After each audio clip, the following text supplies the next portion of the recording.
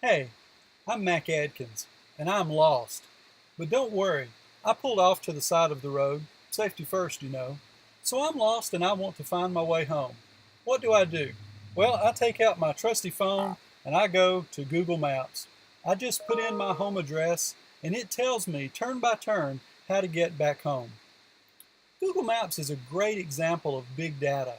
Think of all the data they have in their database. At every point of the road, they can tell you the closest restaurant, the closest gas station. They can tell you the way to anywhere in the world and how long it will take and if there are any accidents between you and your destination. That's a powerful example of big data. But think about what Google Maps did not do today. They did not first identify me as an at-risk driver. They could have. They could have used their behavioral data when they saw me driving in circles. They could have used profile data, knowing that persons who drive vehicles like mine are more likely to get lost than persons who drive other types of vehicles.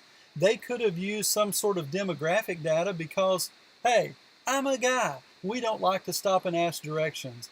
They could have used that data to identify me as an at-risk driver, and they could have reached out to me and said, hey, based on what we know about you, we think you're lost. That's not what they did.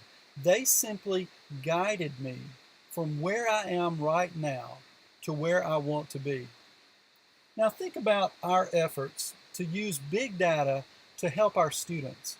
Most often what we do is we look at our big data and we identify at-risk students based on their behavioral data. Are they logging into the LMS? Based on their demographic data, are students like them more or less likely to succeed? Based on their non-cognitive data, how are they likely to perform? So we identify at-risk students and then we reach out to them and say, hey, let us help you succeed.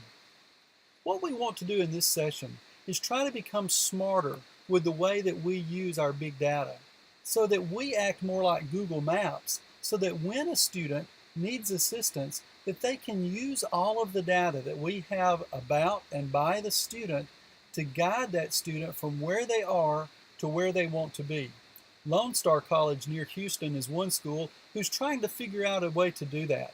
They've partnered with Civitas and also Smarter Measure to collect lots of data, but not just collect it, but to use it. And what Lone Star is wrestling with is how can we use that data like Google Maps to guide our students from where they are to where they want to be. Please come to our session.